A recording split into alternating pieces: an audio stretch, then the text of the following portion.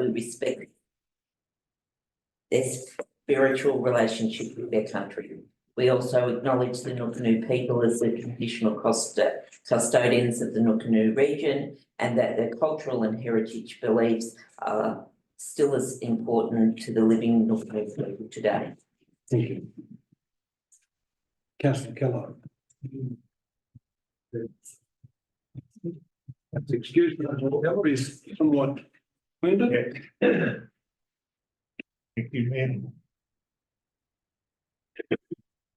Heavenly Father, as we approach Anzac Day, we will remember and give thanks to those people who have contributed to our peaceful country and our way of life. In a world that appears full of wars, terrorism and violent acts, we thank you for being able to rest safely in the comfort of our homes. We pray that students, parents and teachers will enjoy their break during school holidays.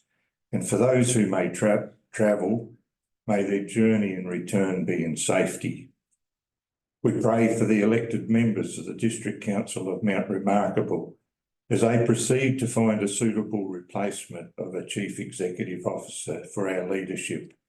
May you grant wisdom and experience to provide a smooth transition of management in this process. We ask this in your name. Amen. Amen. Now, we have a number of residents that have passed away since our last meeting, being James William Albert Hawkett, formerly of Warabra, Betty Fraser, Nee Dixon, formerly of Melrose, Glenda Vesey, Nee Baldock, formerly of Melrose also.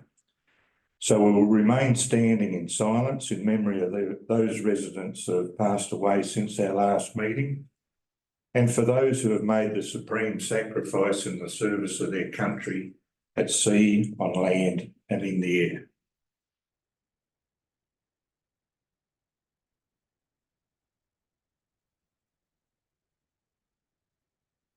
Lest we forget. Thank you.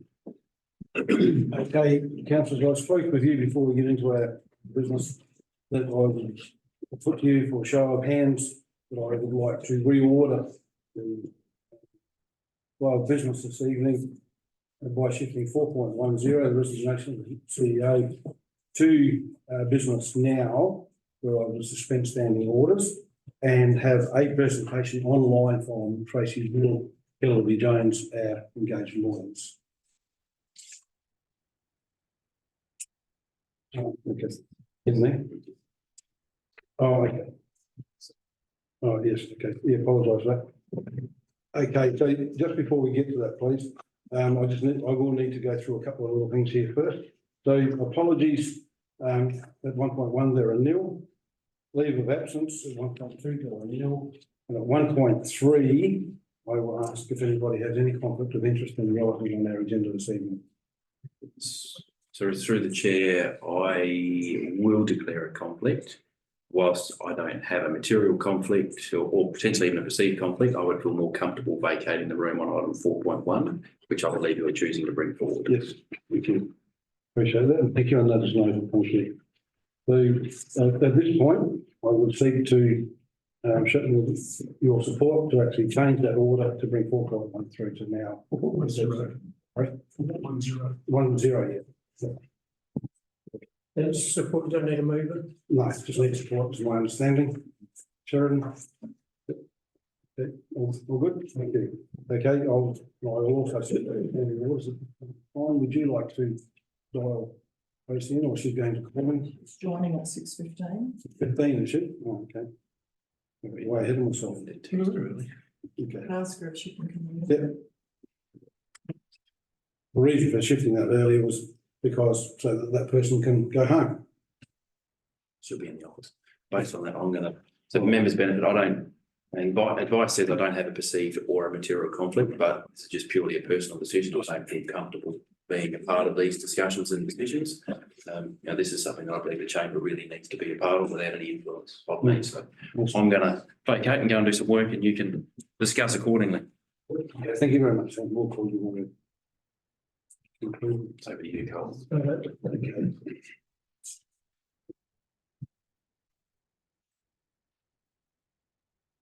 got through that a bit quicker than I thought.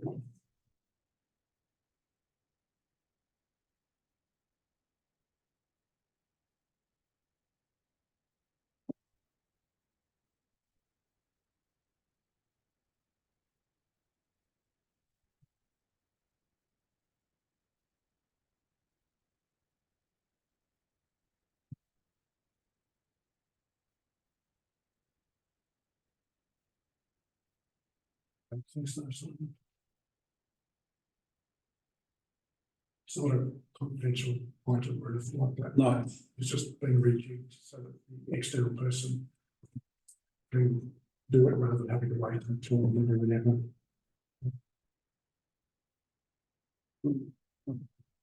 like that.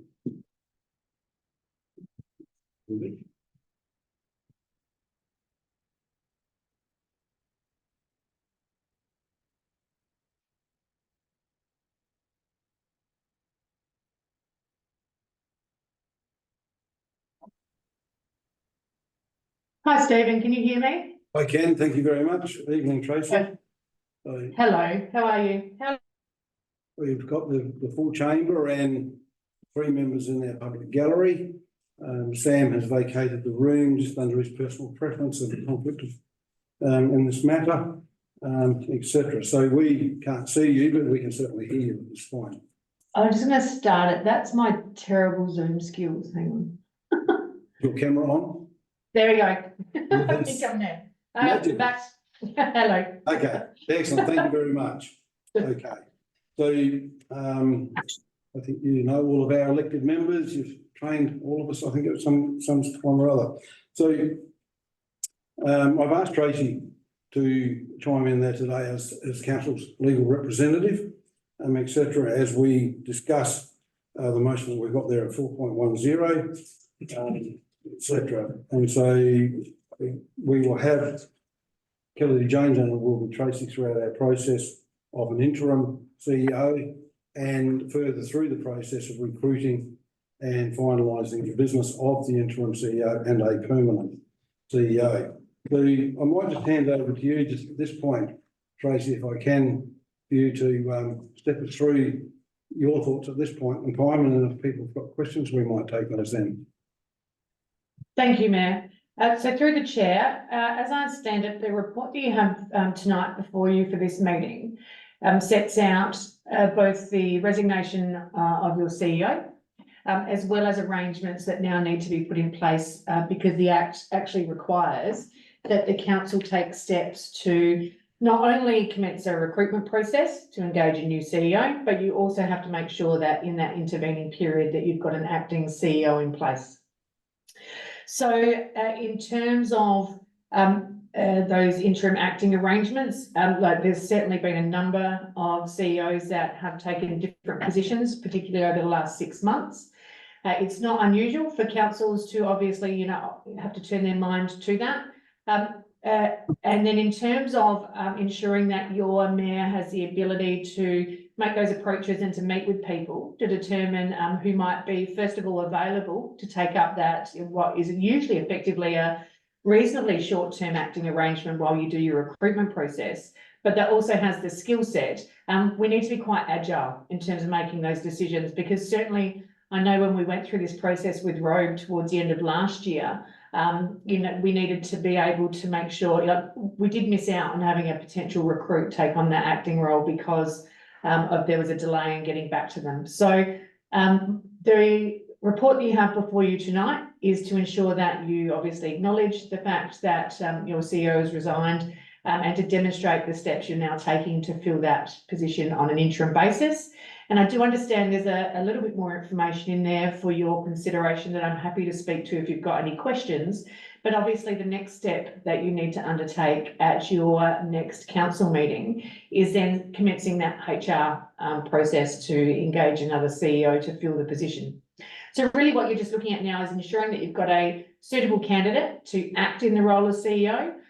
It is important you get the right candidate. We've certainly seen some councils come a little bit undone where they might have a candidate come in and you sort of want to charge off and start doing organisational reviews and really substantive kind of work around EB agreement negotiations. What you effectively want in this role is someone slow and steady. You want someone to keep the ship, moving forward while you go through your recruitment process, that doesn't make any sort of substantive decisions which need to be left to your incoming CEO to do. Excellent. And just to add to that, throughout that process, we would be using Kennedy Jones and their expertise and their networks, etc., to also provide us with some background information on whatever candidates we're actually going to explore from that point. So thank you for that, Tracy. Does anybody have any specific questions of Tracy at this time? Councillor Keller. Mayor, I'll probably have one like in that our agenda, where it refers to, we've got point 1, point 2, point 3, authorise the mayor to enter into arrangements with the preferred candidate to fill the vacancy. I'm assuming the mayor will come back to elected members before you make any arrangements to engage anyone in that position. Is that normal or not? Look, I also take some advice from Tracy on this particular one. I'll let you go first on Tracy. It depends on what the council wants to do in terms of their discretion in relation to that particular issue. I alluded to certainly one council we assisted that missed out on somebody having someone to act in the role because of the delay in getting it back to council in terms of a formal decision from the council at its next meeting. For that reason, a lot of councils tend to go with the look. We know under sections sort of 98 of the Local Government Act, we have to appoint someone to act in this role. Sometimes councils will go with someone within the agency, within the organisation, and I understand that that's not an option for the council. The next step then is to look outside of the organisation for somebody that would be a good fit in terms of keeping the ship steady. And for reasons to make sure you are agile in terms of those communications and those conversations, a lot of the councils do go with an authorisation for the mayor to meet with suitable candidates and to ultimately offer that. And what we're saying is it should be a short-term, fixed-term contract of employment, because don't do it. Some councils go with the contractor arrangements. That can get a bit messy because you're effectively having a contractor come in to act in what is ultimately, the highest office of your employees in the council. So we always recommend put the preferred candidate on a fixed term employee contract. We're suggesting at this stage you go with 3 months, but we build into that contract the opportunity for that to be extended, and it would only be extended to fit with your recruitment processes. So if, for example, it was taking a bit longer than what you wanted, or if you felt, certainly a lot of councils have felt we don't want to go with the best of a bad lot, we will go back out again to the market. So again, in terms of that agility of process, we build into the contract that it can be extended, but we also put a clause in there that if it's not working, so ultimately if you authorise the mayor to offer this contract to the candidate after speaking with and receiving CVs from candidates, if it doesn't work out, we effectively put a guillotine clause there in the contract where you can just pay them out with a couple of weeks' notice and then look for somebody else. So it's a very low risk in terms of that type of decision when we're talking about a 3-month contract.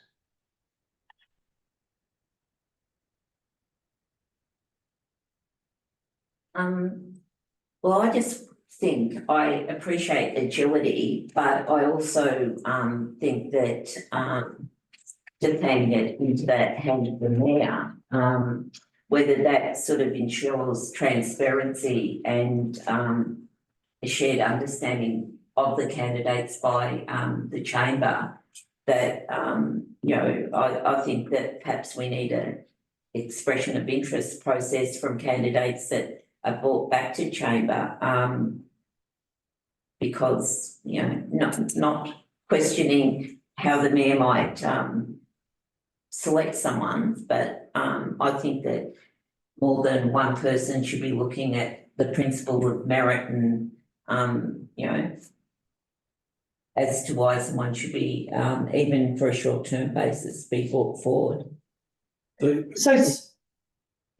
So certainly, it is, so if the council would, so again, discretion of the council, and if the majority of the council would prefer to see the mayor's preferred candidate come back for a decision of the council in terms of offering them a contract, that is certainly something you can do this evening. I would caution against running an expression of interest process because you're about to start a CEO recruitment process. So what you would effectively be doing there is to sort of, you'd be running a recruitment process for an acting CEO, which is a very, it's probably a terrible term, but, even a lot of these CEOs who do this role refer to it themselves, they're seat warmers. So, if council to spend too much time and expense going through an expression of interest and effectively what looks like a recruitment process for a very short-term acting role, when you need to be like, your focus will be on your CEO recruitment process. So, and in terms of expression of interest, again, I go back to the robe example. I remember sitting here for 3 hours on the phone, just ringing, 6 people, to try and find somebody to act in the role. So, they are not, it's not like we have a pool of people sitting out there looking for these roles. If we've got somebody that we know would be a good fit, and if we know that they will work well in the community, if we know that they're happy to be a seat warmer and that they'll keep the ship steady, I would say that you need to just lock that in as soon as you can, which you're going to, again, going back to that agility piece, if you do an expression of interest process, it's almost like you're taking your focus off your recruitment process then as well. I think also to that process, and I'll go with whatever everybody wants to do. But the process would not be just, for example, myself.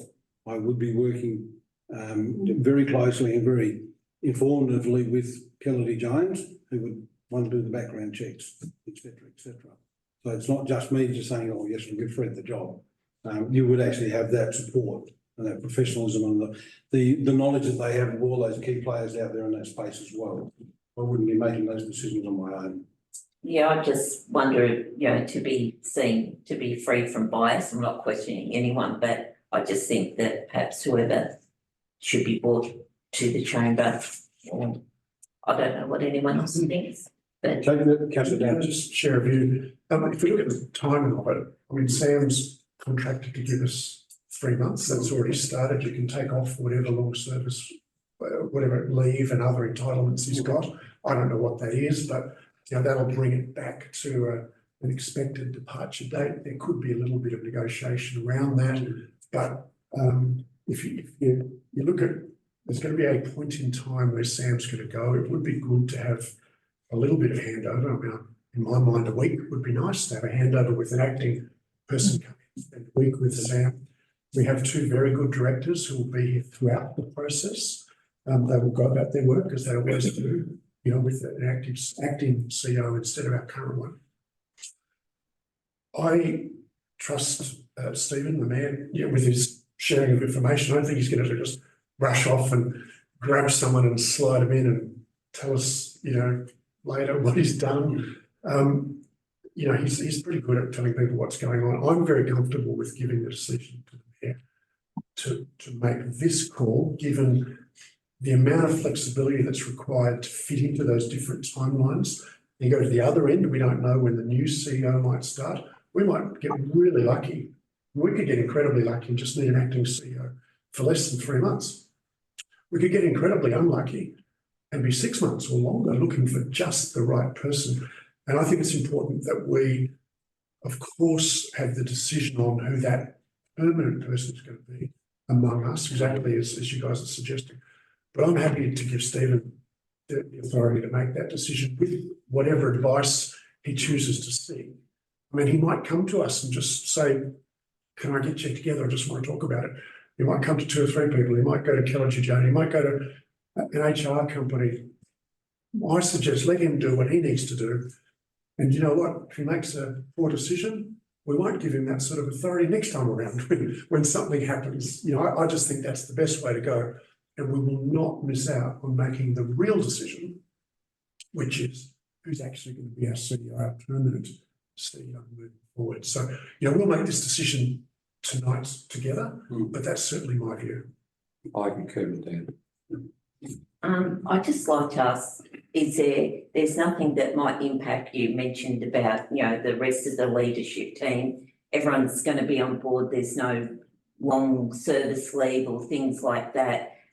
Just other aspects we might need to look at. Well, I can at talk all. in general principles without the details, so, Jackie, Michael might have leave planned, they Yeah. might not, they might have an unexpected, or some family situation pops up. There are things we can plan for and the things that we can't plan for that might happen. They're just facts of life in my mind. They're important, but they don't impact on whether we would give Stephen the decision to pick or appoint an acting CEO, or do we want to do that all together? So those things you mentioned are very real, very true, but in my mind at least, they don't change the substantive issue that we're contemplating at the moment. And I just, if I can, just on that, and I think, and this is general experience, this is not about just decision from my perspective, but all the more reason if that was going to be the case, that we actually got somebody in place. But anyway, so let's just add to that. Councillor Cullen. Yeah, I'm confident in you selecting with Kelly Jones as a replacement or acting CEO. Yep. I just wanted the wording in that motion changed that you refer to the elected members and let us know what your decision is before you appoint someone. So that we know who you're appointing and for what. And I acknowledge and respect, would have done it as a matter of course, but yes, I'm happy to see that in there. So we would seek Tracy's advice on whatever we need to put into that there tonight, so that then everybody's got that comfort that we can do that. Can I suggest, as I've done with other issues, if he commits to us tonight, face to face, that he will do exactly that. Probably don't need to change the words. In my view. Okay. He's going to look each of us in the eye and say he's going to do that. Yes. I assume he's going to do that. That's good enough for me. Will you hit the eject button? We know where you live. Absolutely. So It's just simpler. Yeah. We have to be simpler, cleaner, etc. So, and I will certainly be deferring to my colleagues, or our colleagues, Kelly Jones, etc. It's not as though we're just going down to the local pub and recruiting someone. I take this very seriously. We need to make sure that we build on the excellent work that Sam and his team have done. We need to continue that so that we're a professional and up and about council. So anyway, that's my 2 boxes worth on that. So if there's any further questions or anything that we've got of Tracy at this point in time. Sorry, and through the chair, I'm just bringing up the agenda on my phone for the wording in the report. I'm just looking at paragraph 3.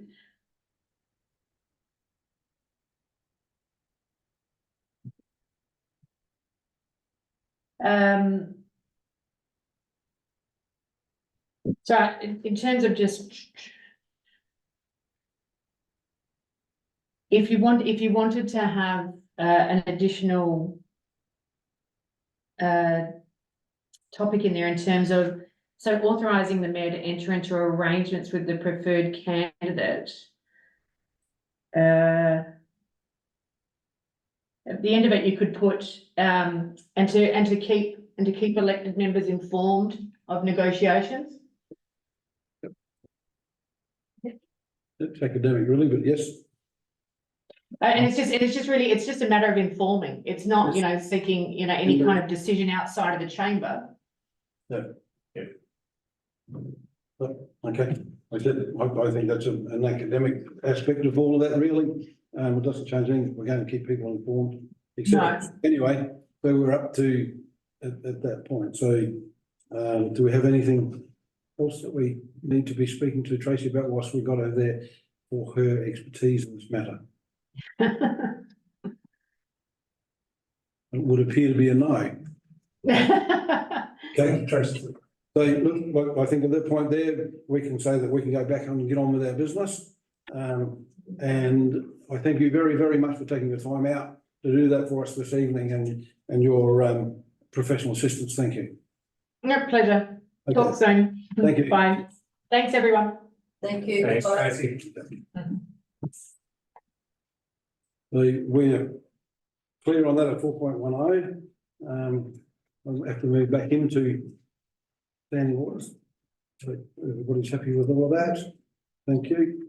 Okay, so back to business at 4.18, resignation of Chief Executive Officer Sam Johnson and arrangements for the appointment of an acting Chief Executive Officer. We've been through that process, so do I have a mover for that?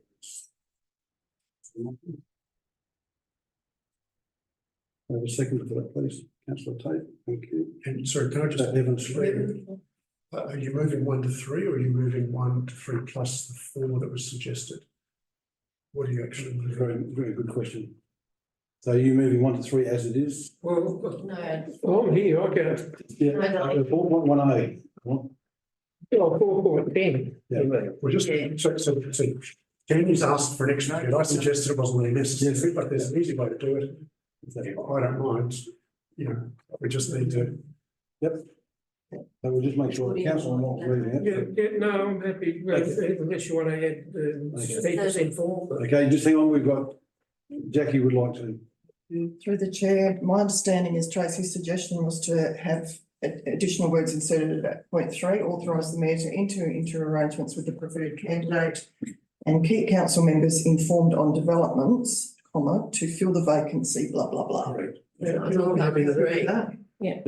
Happy with that? understand. Okay, so that would be the new motion, so that's what you're moving. We'll get Jackie to read that out at the end of that to make sure that we've got that covered. Councillor Evans is still seconding that in that format. Is that correct with everybody? Okay, so I'll just get Jackie just to read that paragraph again for us, so we're very clear on that, and then we'll put that to the vote. Now, authorise the mayor to enter into arrangements with the preferred candidate and keep council members informed on developments to fill the vacancy in the office of Chief Executive Officer and the rest of the wording. Thank you. Okay, I'll put that to the vote. All those in favour? Unanimous. Thank you. Your three, you might call Sam back in. Okay, thank you. Okay, so thank you very much for that, and we will now move back to formal business recommencing at 1.4. So confidential provisions, there are none, and at 1.5, previous minutes, previous meeting minutes, 1.5 on Ordinary Council meeting 19 March 2024.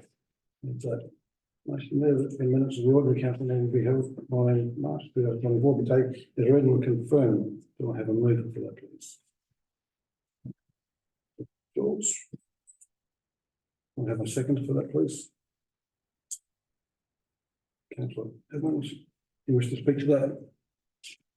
No, no, thank you. There's no further question or debate to that matter. I'll put that to the vote. All those in favour? Unanimous. Thank you.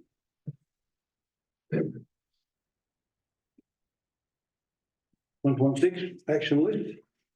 Council receives and notes the report. So we have a mover for that, please, Councillor Montfort. Thank you. We have a second for that, please.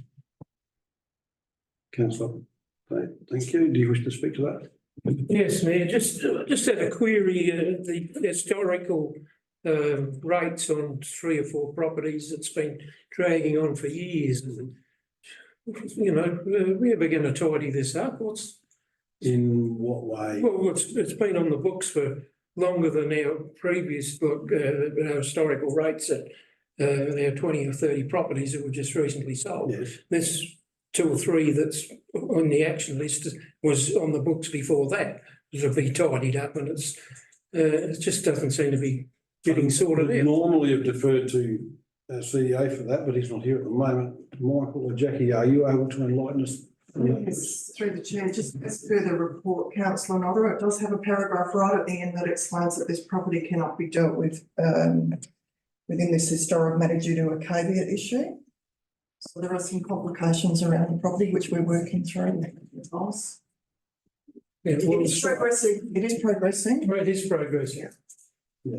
Caveats are very difficult things to work Yeah. through. But there is 3 or 4 properties, and that's just one of them. Yeah, they would have been moved if we could. Whilst that was Well, I amendable. was trying to. Yeah, no, I appreciate that. So, no, thank you for your notice on that. Councillor, do you wish to speak any further on that? Okay. If there's no further questions or debate on that, I put that to the motion. All those in favour? Unanimous. Thank you. 1.7 deferred or adjourned items. There are nil. 2 presentation petitions and deputations. There are nil. At 4 reports. And that's all a bit blurry on mine, but I'm assuming it's the budget updates. As at the last quarter time. Would you want to be blurry as well? Yeah, Okay. Yeah, okay. Read us exactly what just the parts typed over itself. So I'm assuming it's budget update as at our last quarter. something like Budget that. update as at 31 March 2020. Okay, thank you. Okay, there's council received your notes to the report. Do I have a motion for that? Councillor Dan, have a seconder? Councillor, great, thank you. Do you wish to speak to that? The only question I've got for the CEO, please, Mayor, is just with regard to the outstanding rates for the properties that we've recently had for sale of. And I understand it's almost exactly a month since it happened. It says in here that that should be all settled in May. Do you expect that we'll be able to include that new unbudgeted income into this report? The May meeting, do you reckon there'll be time to make that happen? Because that'll be quite significant with regard to our planned or forecast deficit. Through the chair, in respect to May, probably not, given most of the settlements are towards the end of the month, but certainly for June, and there is already some preliminary numbers being done for budget review 3. Right. Because we're mindful there is a significant change in the deficit as a result of depreciation for budget review 3. So maybe even if it's not finalised, perhaps just there could be a note in the report saying, look, a really good estimate is this much money will be coming through, because we're really getting to the pointy end of it now. So So through the chair, we can certainly tell you what the sales amounts are. The unknown is the cost. I mean, for example, I just approved in excess of $15,000 worth of legal costs that have incurred in the last 2 weeks alone relating to that, of course, which we recoup. But, those costs still mount up. So it'll be a moving feast until the actual settlement occurs. But yes, we can. good estimate. Great, thank you. Thank you. Okay. Councillor Tate, did you wish to add anything? Any further debate on that one? If there's no further questions or debate, I'll put that to the motion. All those in favour? Thank you. Unanimous. 4.2, quarterly report, Chief Executive Officer. The report received and noted. I'll have a move for a second for that motion, please. Councillor Dan. Councillor Norton, thank you. Do you wish to speak to that? No, thanks, Mayor. Councillor Noel, any further questions or debate? Councillor Noel? You're jumping. I'm jumping in early. Did you want to mention that you conclude the business with Councillor Evans today? Yes, sorry. So thank you to the chair for reminding me. Just to update on page, if I scroll through, my apologies, page 32 of the report, where it talks about the quarterly catch-up for the elected members. It does state in there that Councillor Evans was rescheduled, so we had to reschedule for varying reasons, and that was held today. So I just want people to realise that has occurred and has happened today. Unfortunately, we locked that in after the agenda was already done. So I just want to make it very clear that has occurred. And so hence the handout that we've got. No, sorry, that's in relation to Councillor Tate. Right, okay, thank you. Excellent. Right, so thank you. There's nothing further to debate on that one. I'll put that to the vote. All those in favour? Unanimous. Thank you. 4.3, quarterly report, Director of Community and Corporate. The report will be received and noted. Do I have a mover for that motion, please, Councillor Dan? Thank you. Do I have a second for that, please, Councillor Evans? Sorry, possible. Councillor Dan, do you wish to speak to that? Yes, this is an excellent report, as is the one we're about to go through next. There's real meat in this for us to consider, and there's lots and lots going on. So thank you very much. The question I've got though relates to page 71, talking about environmental health, public health, wastewater, that table that talks about some of that environmental material, and I'll just scroll through to that. What was it, page 71? I'm just in environmental health 5.2. So the question I've got for the director, it's not a criticism, but I suppose a request. In environmental health, the largest category was other, public health, the largest category was other, and wastewater, the largest category was other. So we've got these items here. So for example, routine food safety inspections, non-compliance, compliant investigations, records, etc. Other, which is not really nominated. There's more of the other than there are of any other one category. And similarly, there's other 3 items. So would it be possible when that happens to break that down a little bit so we know what the other is? Does that make sense, Jackie? Yes, but it's Michael's report. Oh, well, I apologise. Question remains, however. I will sit down and wait my turn then. I'm very sorry. I wrote my notes in the wrong spot. Okay. Sorry.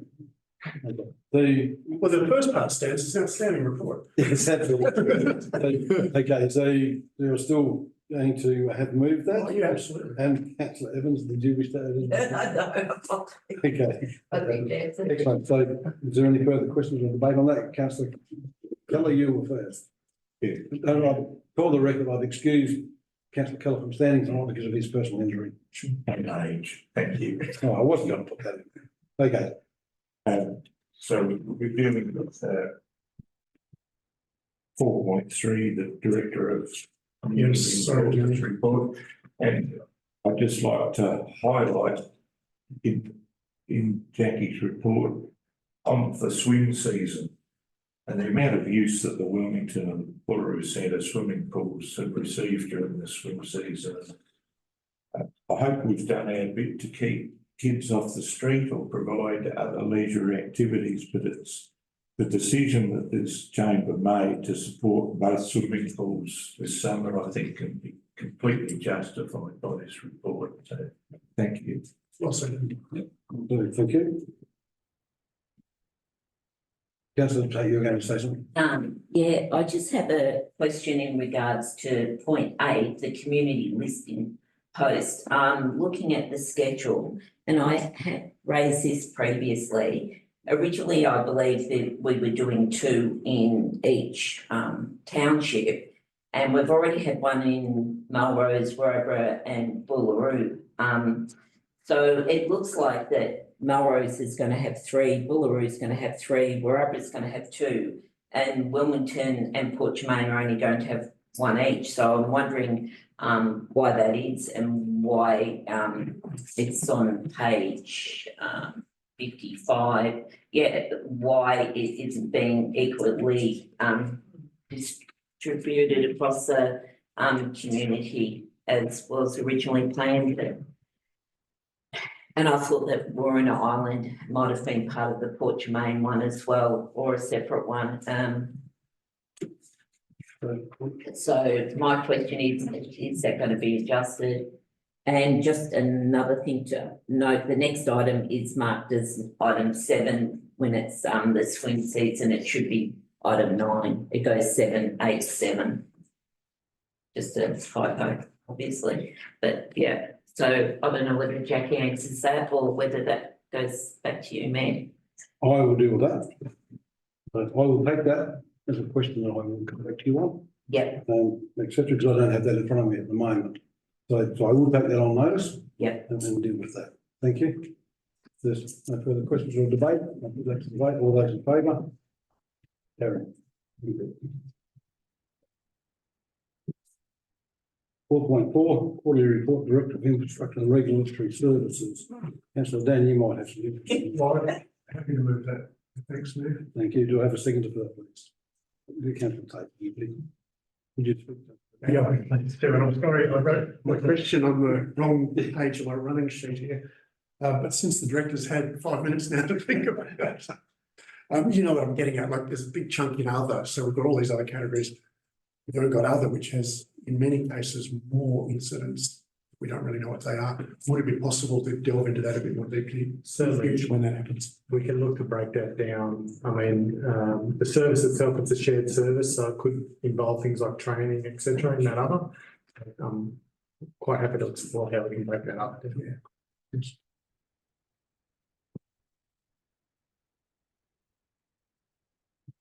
Okay, thank you very much.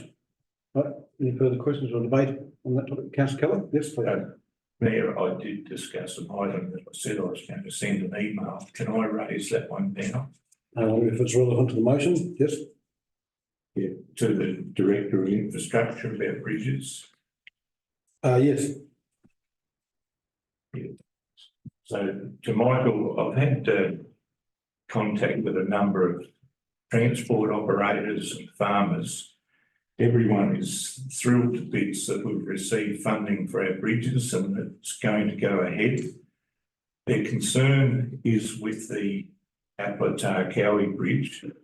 They would be reluctant to see work on that bridge during October, November, December, the 3 months that are critical to them for their hay and grain harvest periods. Now, the reason they ask this, and I'm asking also, is there is not as suitable alternative bypass routes or detour routes as we've experienced with the Pine Creek Bridge, which were Cat 2 or main roads that we've used as alternate detours. Now, they've experienced 3 years of these dirt detours while we've waited for the Pine Creek Bridge to be completed. I've been informed that the opening now will probably be May and not April. However, that's getting close. But I'm just wondering, the manager of infrastructure, Michael, you're dealing with the tenders. I don't know how many companies are involved or whether one company will get 2 bridges or how it will be scheduled. But the request is everyone would like to see the Appletar Cowie Bridge done outside of those 3 busy harvest months, if it can be arranged. okay, thank you. So we're taking that on note. Thank you. And it's important. Thank you. Okay, there's no further questions or debate on the topic. I'll put that to Councillor Tate. Just in relation to CSRs, I've just got a query to Michael. I've had some recent CRs that I've put in and they've come back to me, which is a great process. It's been emailed back that it's completed with a photo, but unfortunately on inspection, they haven't been completed satisfactorily. And I'm waiting photos of another one. I have returned them, but that's good if we're ticking things off, but not if we're not ticking them off correctly. And maybe we need to look at RCSRs coming back in because the job isn't being done. Because that's a little bit concerning. That, as I said, I put 3 out of 3 have come back not completed. Okay. So that's 100% to me failure rate, So at that point, I unfortunately. appreciate your point. So what we might do is the Director of Infrastructure might have a conversation with you later on where you can demonstrate which ones those are. Yeah, And you might be able to investigate that further. I've sent a couple back already. I'll return them. Okay, thank you very much. Okay. There's no further questions or debate on that particular topic at 4.4. Put that to debate. All those in favour? Carry. At 4.5, Community Assistance Grants Programs. Assistant panel appointment of the Talawi Council member representative. That report's there in front of us. Do I have a mover for points 1 through 2 and 3? Councillor. Thank you. Do I have a seconder for that? Councillor Nuttall, thank you. Do you wish to speak to that? Yeah, Sorry, Ed, do we need the gap filled in, point 3, as part of the motion? no, isn't That's that? where we've got to get Yeah, to. we've got to appoint someone. Sorry, through the chair, the We mover, shouldn't have moved 3. the mover, if they're moving 1, 2 and 3, just sorry, through the clarity. If moving 1, 2 and 3, in doing so, they need to actually nominate Yeah. someone. Yeah. So the mover being Tate will need to nominate someone. And that's where we're going, I think. And well, it's really Talawi, myself or Jane, and I nominate Jane. Okay, thank you very much. Okay. Jane, do you accept Yes, I do. Thank you. the nomination, Lola? Yes. Excuse me. Okay. Are there any other nominations for that? Clearly not, because there's only the two of you at that point there.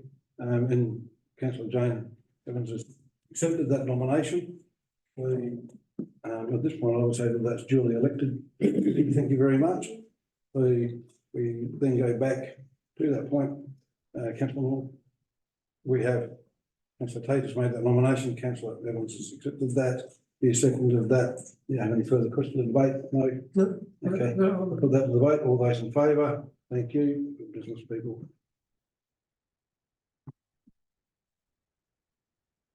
Okay, 4.6, Flinders Mobile Library Service Agreement 1 July 2024 to 30 June 2027. I'm just going to put a bit of preamble on that before we actually get to this particular point.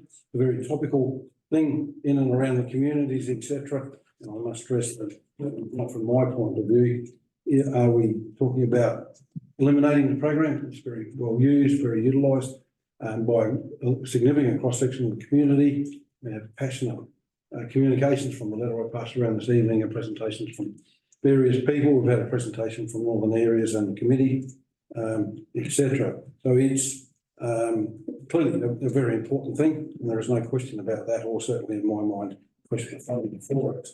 At $100,000, it's 1% of our budget. It's a significant thing. So, and at a time where we're mindful of money, and I can understand why people might be thinking that we're going to shut it down. From my perspective, that is not the case. We do actually, I think, have asked for some very specific information since that presentation, which was very good, and we actually have copies of that.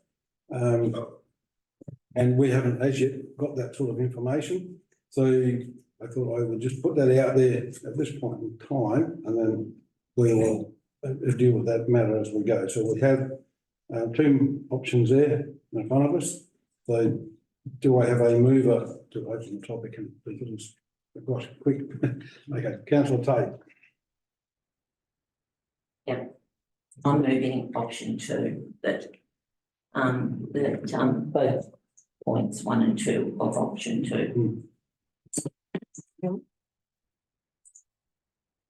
Thanks, I have a councillor Kellogg. Wish to speak to that? Yeah, I think, like you said, there's been a strong community sentiment. We've had lots of people engage with us and raise the importance and the value of the library to the community, particularly in regards to education and literacy support and social inclusion, and I think addressing disadvantage and allowing for social interaction and wellbeing. I believe that we had a good report from the library committee, and that really I just think that we're sort of being a bit pedantic now. I appreciate that, you know, that's a sum of money, but I think it's a well spent sum of money that's important to support our community. And it's a highly valuable service. Councillor Kellogg. Thank you, Mayor. Likewise, when I read the agenda, I was a little bit disappointed that we're referring a lot to 2021 figures in here. Now, back in 2021, we did actually ask similar questions in Northern Areas and requested more information, which was given to us. And since then, we've been kept informed of the progress of the mobile library. The committee gets a quarterly report and an annual report, and those same reports that get sent to the management of our council. This mobile library service is, you know, a lot of people are passionate about it at the moment and are wondering, you know, whether it will continue. I think you'd be again, councillor, not to continue the mobile library in our area. It is quite unique. Yes, it does cost us money. But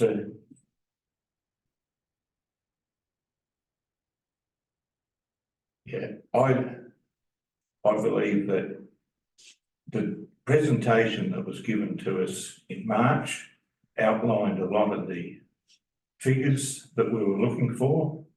And I'm disappointed that while that's been highlighted as on our website, those graphs and colour charts are not included in our agenda. And so from the community's point of view,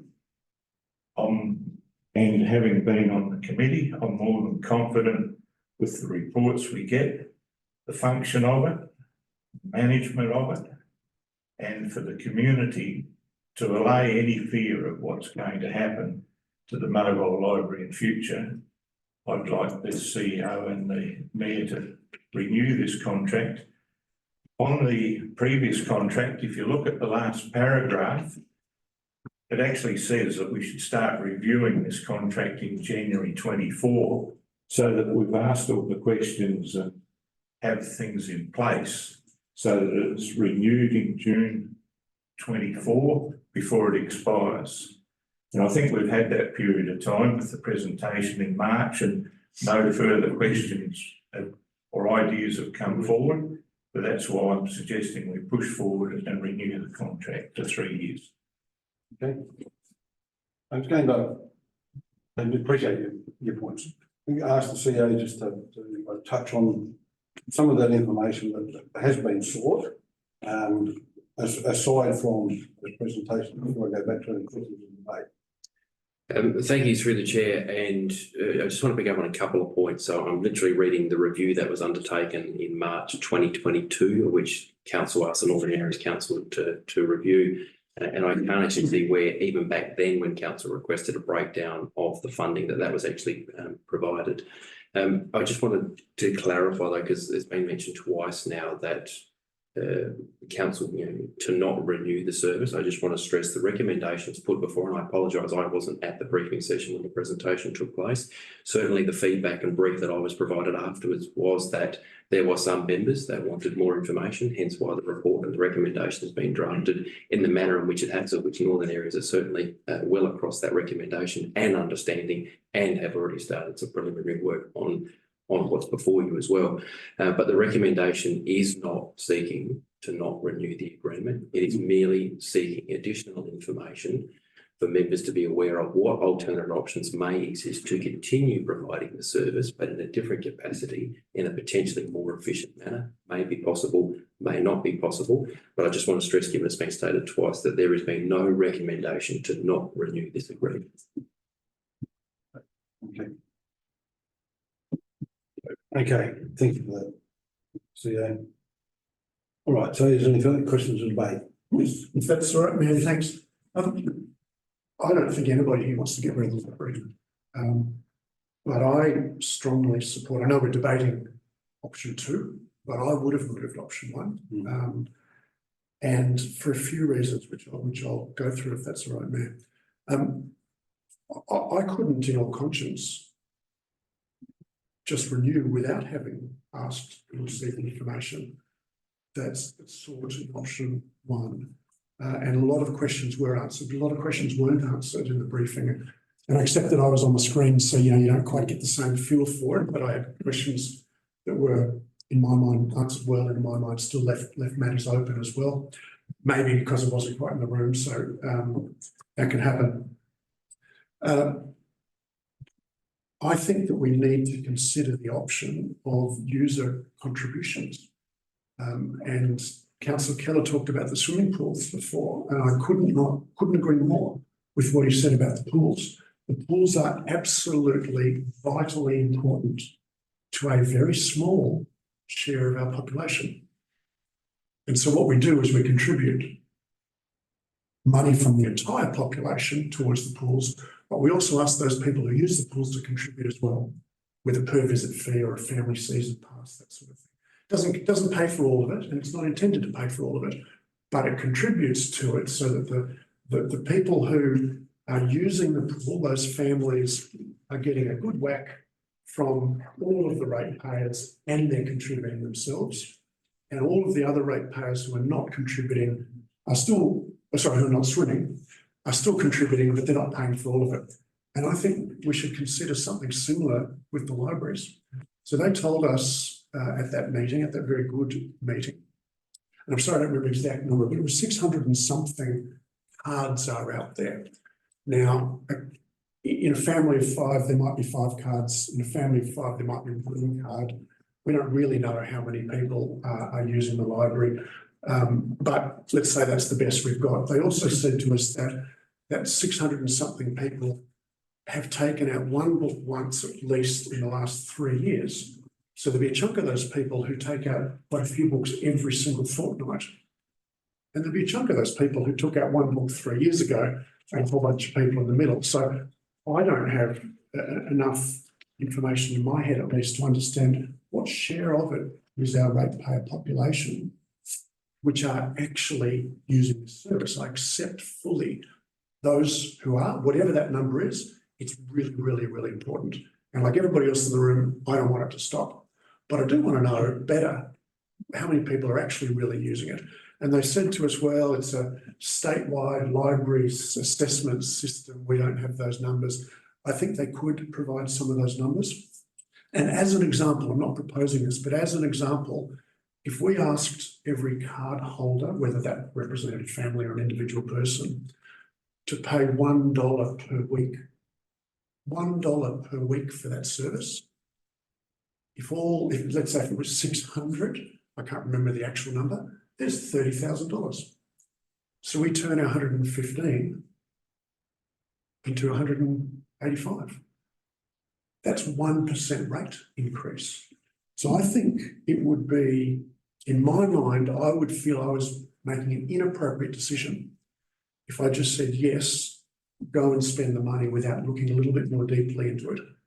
Turn it around the other way, we are probably moving towards a 10% rate rise this year.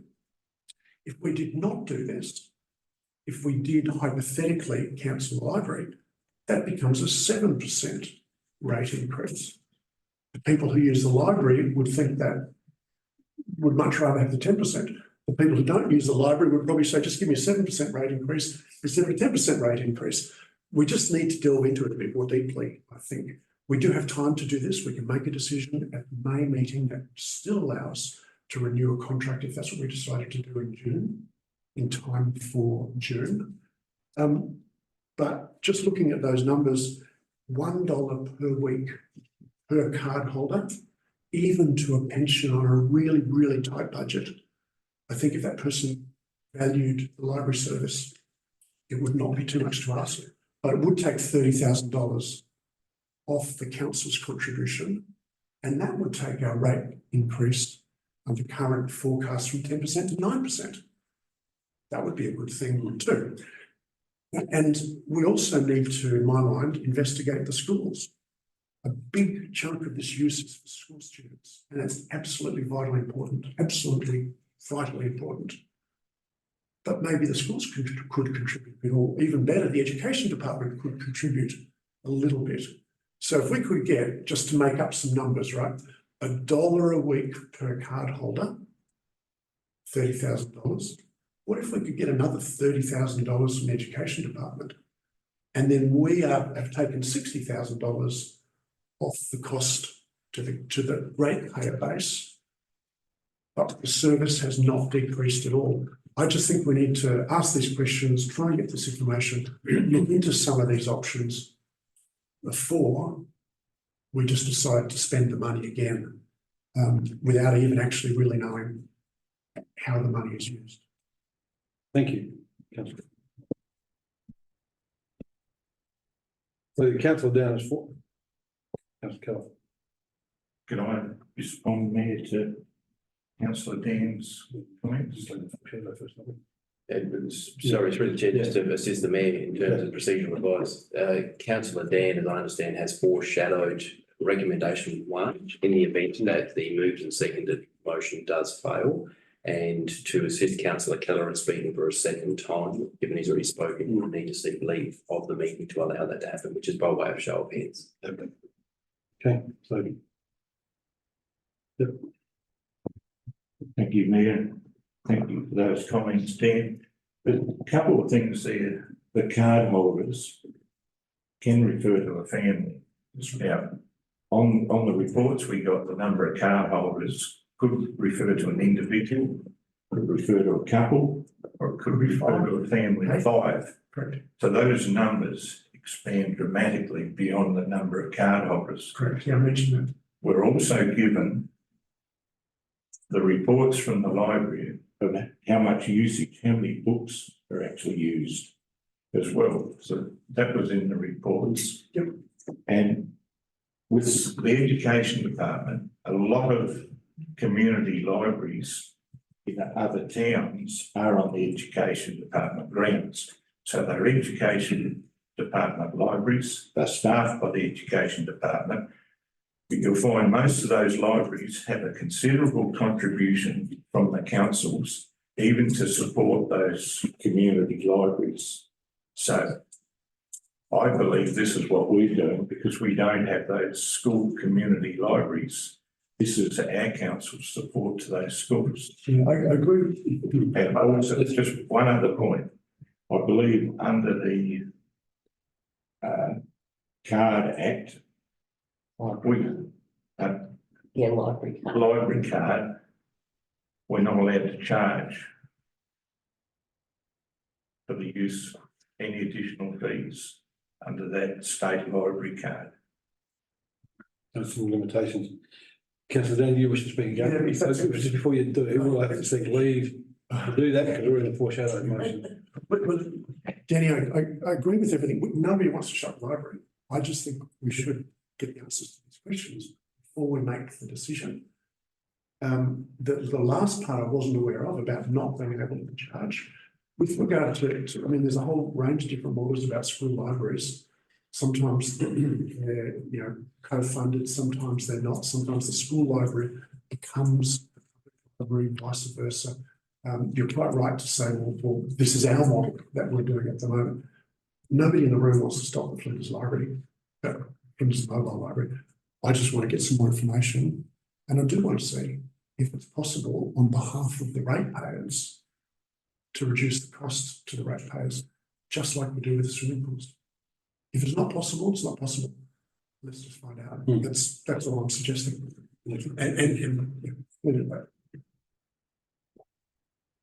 I'd like to speak again. Come on. Hang on, So- hang on. please. Sorry, just procedurally, part of my OCD here, with the mover speaking again, you will officially close the debate. Close the So is there anyone else that wants to speak before I speak then? No? All right, Dan, you raised, about the effect on rates, but I think that you could argue that with anything, there's across the council, whether it may be grading of roads for farmers compared to people that live in the township, there will always be someone that has an advantage and someone that really gets nothing from it. So we could argue the toss about that. And I just think that, Sam raised about different capacities and more efficient running, but when we start adding user charges and what different capacity it's going to be, if we're not going to deliver the service that community is now receiving and really values, I think we're not being, I think council needs to be more about than just the dollars and cents. The dollars and cents are important to everyone, but the social impact. And so I think we really have to consider that. We've talked about a youth engagement strategy. One of the things that has been highlighted repeatedly from either letters or emails that have come to us or verbally people have spoken to me or other councillors is the value to children and our youth. And I think that we really have to recognise that, given that kids nowadays spend so much time online. We're not going to get rid of it. I know, but it might be minimised and, we're saying we're not getting rid of it, but when we talk about a different capacity or, user pays or a limited service and all these things have been spoken about, I think the service is here. Nobody mentioned limited service. Well, I think it's in there. It says a reduction from, No, it does not use the word reduction. No. from one, oh, well, maybe it was something else someone talked about, from once a fortnight to once a month. But also, how does that work with the other councils if we reduce the capacity, you know, for all users across the district? But anyway, so that's my argument to consider it, keep it for 3 years. I think it's an important, valuable service, and I don't think it's a massive amount of money in consideration with what it provides. Thank you for that.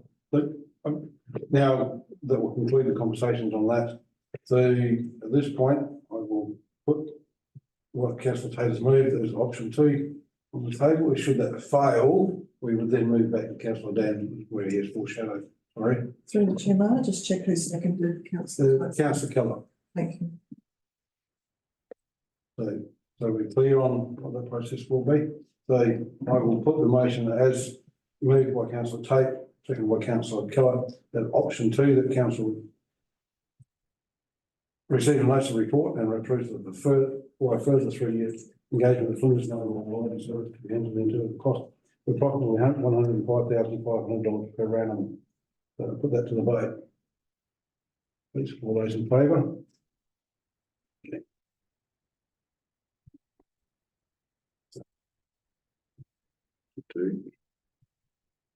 Okay. At that point, then that motion will fail, so then I'll now move back to. Can I call for a division, please? Sure. Absolutely. So call for a division, and we'll be noting councillor. So. Oh, okay. So, sorry, just again, just for clarity purposes, in the event of a division, those for will need to stand and those against remain seated. Okay. And councillor Keller's fine, so that's fine. Everybody's okay with that, so it's noting councillor Tate and Keller. For.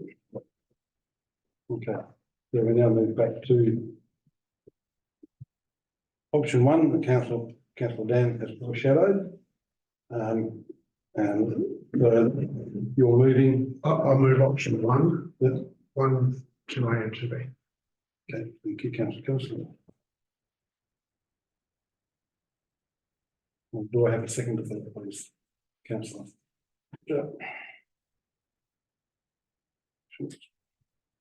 Do you wish to speak to that further? Just very simply to say, the difference between these 2 motions is the previous one was, do we just go ahead and do it? The second one is, do we ask some really pertinent questions before making the decision? That's the only difference. And that's sorry, Making the decision. Correct. Yes. that would be my expectation. Yeah, it's in the. Yeah. I mean, I can't guarantee what will happen in May, but that's right. Do you wish to speak to that any further, councillor? Only that I agree with Dan's suggestion. To me, we need to explore all avenues, as we do with most things, how we get the best value for our dollar. To me, there's no different. Okay. Yep. Okay, and it's clearly not a question that we're going to support it, we just need that particular detail. Okay, thank you. So if there's no further questions or debate on that part of the motion, I'll put that to the vote. All those in favour? That's carried.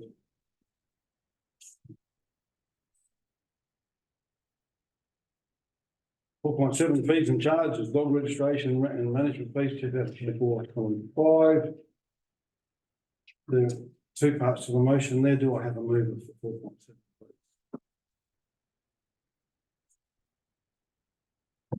Councillor Tate, thank you. Do I have a second for that, please? Second that. Yeah. Okay. So, councillor Tate, you are moving both points, 1 and 2? Yeah. Okay, thank you. Do you wish to speak to that any further? No, Okay. it's straightforward. I don't need to speak to them at that point. So is there any further questions or debate? Yeah, just a bit, general question, just about the percentage increases. Just, I'm not asking for every single one, but the percentage increases range from 35% through to 0%. was there a sort of a logic? Often in these things, everything goes up 3.5% or 5% or whatever, but it's not the case. There are quite a few a few at 10, 11, a few at 3 and 3.5. But it seems to be a little bit all over the place. It's not a criticism, but maybe I just can't read through it. And then my second question is the decision that we made last year with regard to cat registration being at $10 and dog registration being, 30 to 50 or 60 bucks.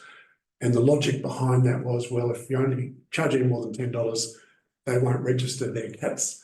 But the dog people, they probably will, probably because you can catch dogs, you can't catch cats. So my question is that working? Is just giving a $10 charge, are we getting more cat registrations year on year because we are giving such a very significant discount for that pet compared to dogs? Question, thank you. Councillor, Director, would you like to answer that, please?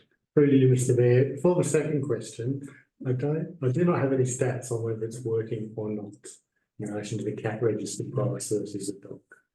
What I can tell you is the fees that we have in our current financial year and the ones proposed were benchmarked with Flinders Ranges, Northern Areas, Orroroo, Carrington, and Peterborough.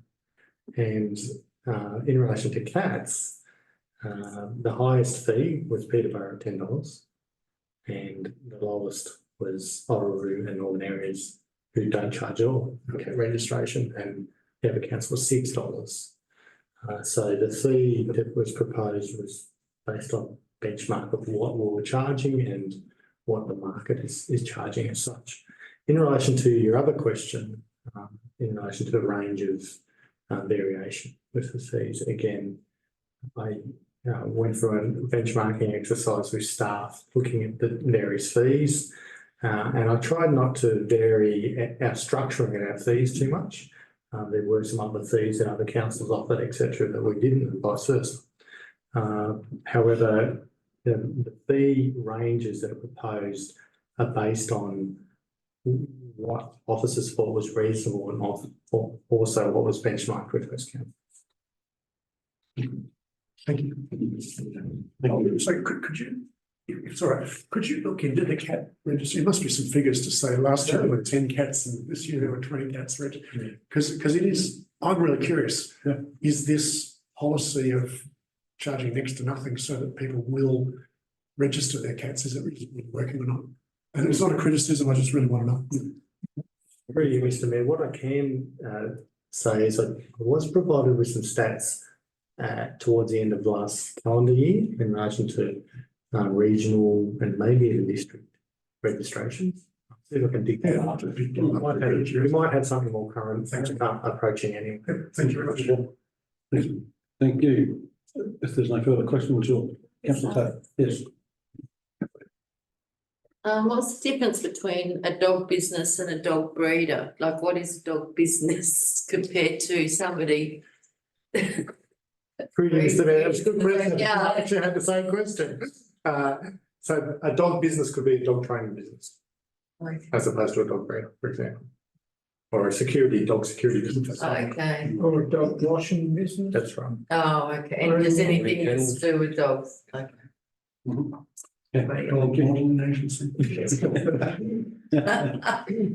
Turning white poodles into red ones.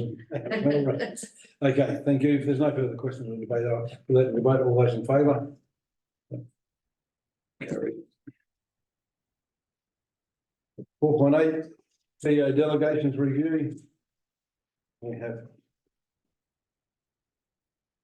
a substantive amount of information there, and as always, these are highlighted in our reports as to where the changes are, so we don't have to read the whole plethora of information. Hopefully everybody else has read that, because I did. I'll do it very quickly. So, do I have a move of 4.8 CEO delegation review? Councillor Dan, thank you. I have a second for that, please. Councillor. Do you wish to speak to that? Yeah, I just say something every time. We have to make these delegations. It's really important. It saves a lot of work. I just asked the CEO to undertake that, anything that may well be delegated to him, but he knows council chamber individual members will be really keen to know about, even though it's delegated to him, that he would like to know. Yes, thank you. Councillor Phipps, do you wish to speak? No. Any further questions or debate? No. I'll put that to the vote. All those in favour? Thank you.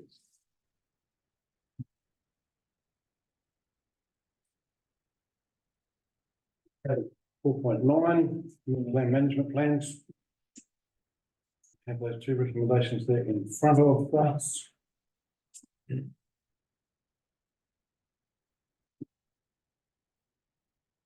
Okay, and so there's two recommendations there. I thought it wasn't consent. So the first one, council received a notice of report on 2 points.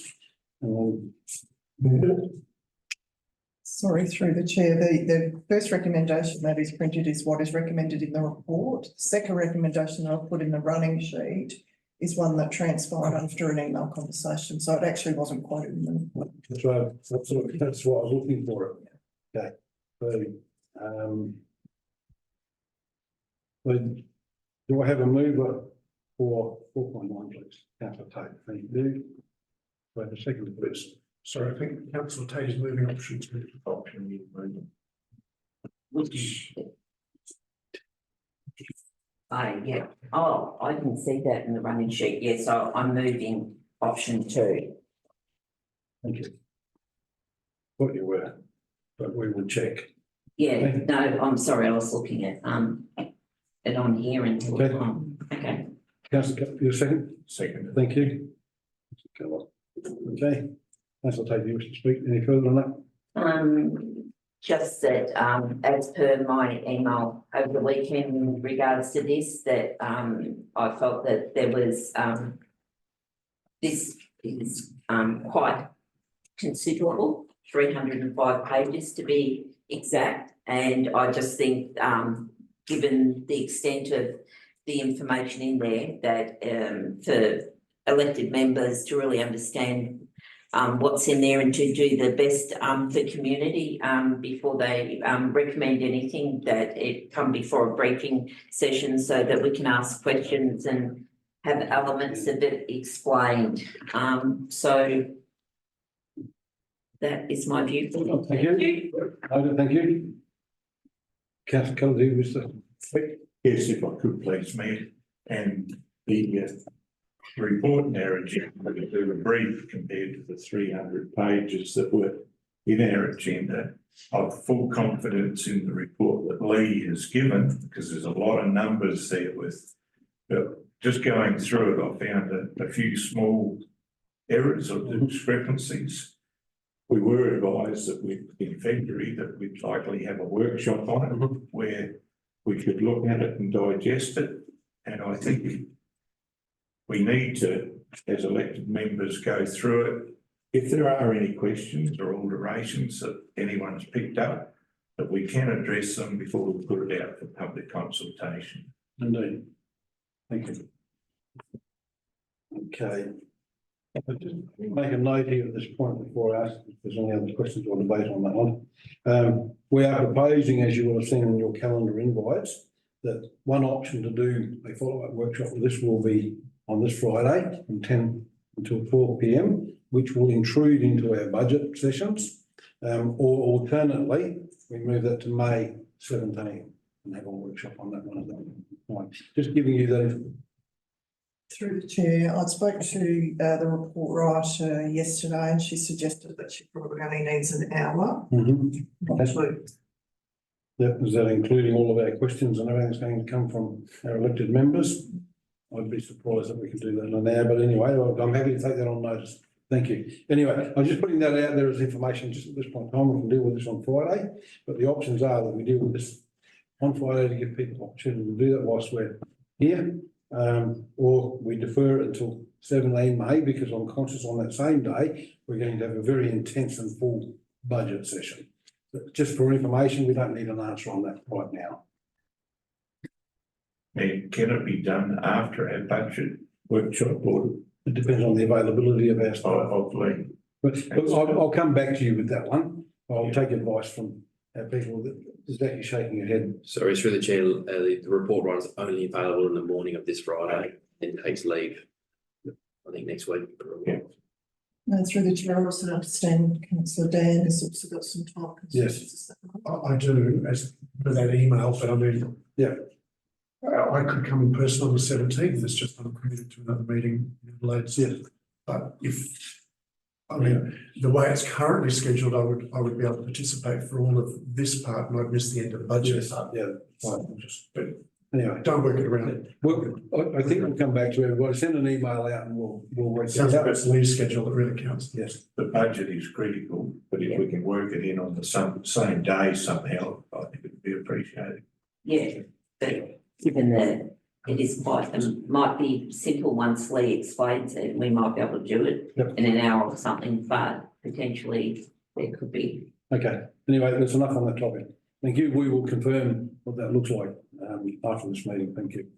Lee, if there's no further questions or debate on that, there's not time for that motion, and I put that to the vote, all those in favour? Carried.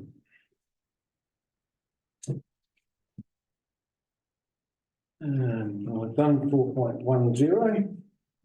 We've had 5 motions and questions. 5.1, motions of which notice has been given of renewal. 5.2, motions without notice, renewal. 5.3, questions with notice, there are nil. 5.4, questions without notice.